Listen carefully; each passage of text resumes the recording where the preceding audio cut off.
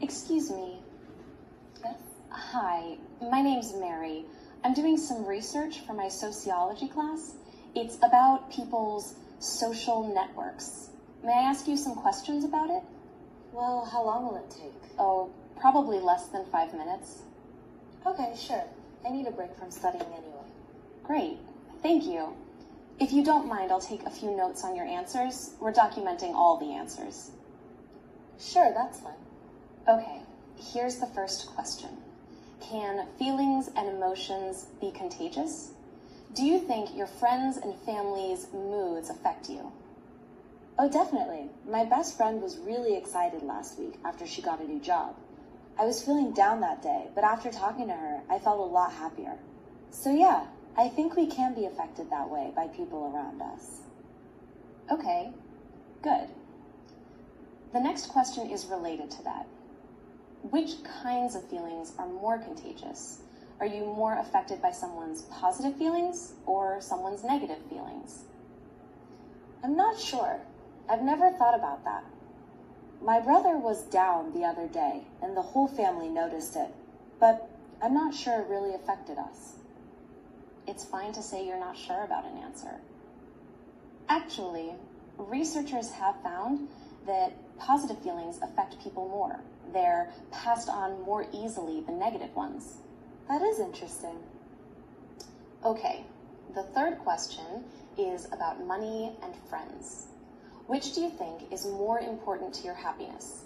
Your income level, how much money you make, or the number of friends you have? Friends, of course. Definitely friends are more important than money. My friends are the most important people in my life. I don't really care about money and status. But I can't say that money doesn't matter at all, because it does. So, friends are more important, but you feel income is important in some ways. There's probably some link between money and happiness, is that right? Yes, exactly. Thanks. Here's the last question. Do you think your friends affect your health habits? For example, do they affect how much you exercise or what kinds of foods you eat?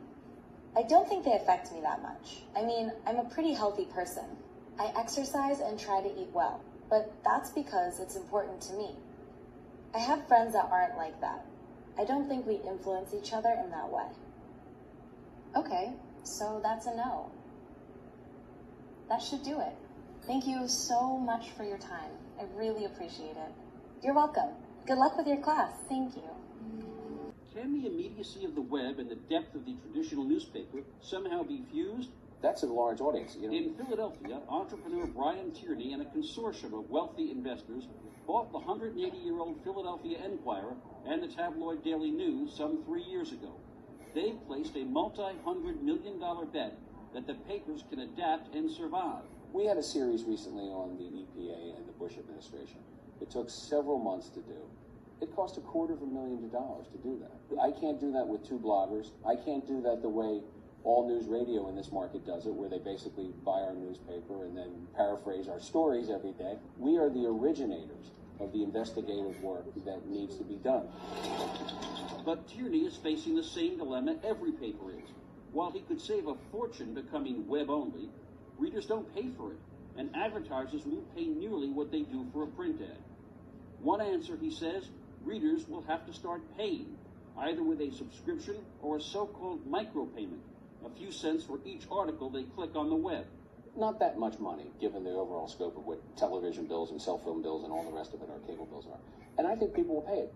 At the heart of Tierney's efforts to save the enterprise is the website, Philly.com, where content from the Enquirer and the Daily News is combined with original fare. Good, thank you. Right now, Brian Tierney's company is in bankruptcy. He argues that if the people who read the Enquirer pay for it, with a higher newsstand price and a subscriber fee on the web, the enterprise will survive and flourish. Times change, but you can either look in the rearview mirror and lament the past, or you can say, it's exciting. When it comes to news about the news these days, no news is good news. In Denver, they stopped the presses for good today. After nearly 150 years in operation, the Rocky Mountain News published its final edition. Are we really facing the demise of the great metropolitan daily? It it was, after all, the newspaper that became as powerful a force as any it covered.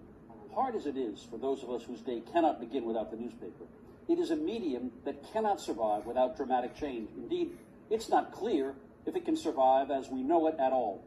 But does that mean an enormous vacuum, an absence of the kind of information a democratic society needs? It's the end of the newspaper business right now, at this point in time. Why is longtime media watcher Michael Wolff predicting the imminent end of the newspaper? Consider the facts.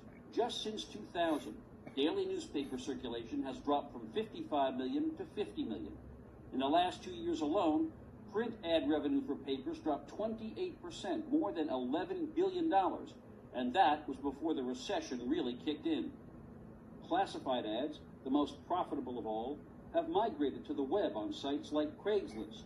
And while the newspaper does have a home online, readers don't pay a dime to read it. Just ask the next generation. The internet is something that we constantly have with us. I constantly have my laptop on. I read the New York Times online, Washington Post online. Realistically, I prefer the internet. I do, because things are updated constantly. And what about the local angle? Editors, always tell their reporters to get the local angle. Well, you can't get more local than the suburban community of Montclair, New Jersey. This is cute. Where Deborah Gallant and Liz George have launched a website, baristanet.com. We're much more dynamic. People are coming, they're having a conversation, they're exchanging ideas and opinions. You can't do that on the local newspaper site. It's produced from their living rooms and from a coffee shop. And they say the web offers powerful advantages over the printed page, quite apart from the cost advantages of no paper, no presses, no delivery cost. If you hear helicopters overhead and you think, is there a police search going on? Is there some kind of news breaking? You're not going to wait till Thursday till the local paper comes out. You're going to go right to baristanet.com and see what's going on up the street. But for Mark Porter, editor of the Montclair Times, baristanet.com represents something very different. And they're primarily just like a lamprey eel feeding off the work of another entity.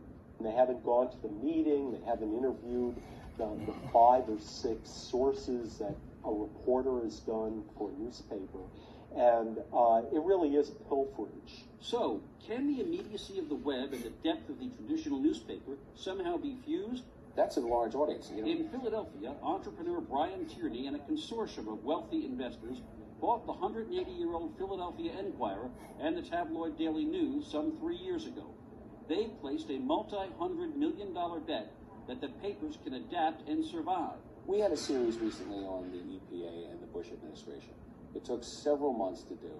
It cost $250,000 to do that. I can't do that with 2 bloggers. I can't do that the way all news radio in this market does it, where they basically buy our newspaper and then paraphrase our stories every day. We are the originators of the investigative work that needs to be done. But Tierney is facing the same dilemma every paper is. While he could save a fortune becoming web-only, readers don't pay for it, and advertisers won't pay nearly what they do for a print ad. One answer, he says, readers will have to start paying, either with a subscription or a so-called micropayment, a few cents for each article they click on the web. Not that much money, given the overall scope of what television bills and cell phone bills and all the rest of it, our cable bills are. And I think people will pay it. At the heart of Tierney's efforts to save the enterprise is the website, Philly.com, where content from the Enquirer and the Daily News is combined with original fare. Good, thank you. Right now, Brian Tierney's company is in bankruptcy. He argues that if the people who read the Enquirer pay for it, with a higher newsstand price and a subscriber fee on the web, the enterprise will survive and flourish. Times change, but you can either look in the rearview mirror and lament the past, or you can say, hello everyone. For my research project, I studied the concept of blue zones. I focus on research published by Gianna Pes and Michel Poulinen in 2004 in the academic journal Experimental Gerontology. A blue zone is an area of the world where people live extremely long lives. When the 2 researchers started their work in 2004, their main research question was, why do certain groups live longer, happier lives? Or, to put it another way, what social behaviors and practices promote good health and a happy long life? This research question is obviously a very important one for society. Health workers and social scientists have often tried to answer to help more people live longer, healthier lives. Now, Instead of making arbitrary judgments about what habits lead to a longer life, the researchers gathered a large amount of empirical data, thereby allowing them to better understand their research question. The project took many years to complete. First, the researchers collected data from all over the world to locate areas where people live the longest. They found the blue zones. Then they studied these blue zones to learn what social practices and cultural norms were common in these places. Now, I think the results of the study were quite interesting. The researchers found 5 blue zones in which more people lived to 100 than anywhere else in the world. These were Sardinia, Italy, Okinawa, Japan, Loma Linda, California, Nicoya, Costa Rica, and Ikaria, Greece. So what's the secret to retaining your health and living a long life? These areas shared 5 common social norms and lifestyle characteristics. The first is that family comes first and is highly valued in these communities. Second, smoking is rare. Third, they mostly eat a plant-based diet with little meat. The fourth one is exercise. People in each of these places engaged in lots of physical activity. The fifth was eating plenty of legumes, such as beans, peas, and lentils. The research revealed many interesting facts about each place. For instance, in Sardinia, a considerable number of men live to be over 100. In Ikaria, people have 50% lower rates of heart disease and 20% less cancer. One unambiguous implication of this research is that the number of years you live is mostly up to you and is based on your personal decisions. In determining the length of a person's life, researchers found that about 30% relates to your family history and genes, and 70% is related to your lifestyle choices.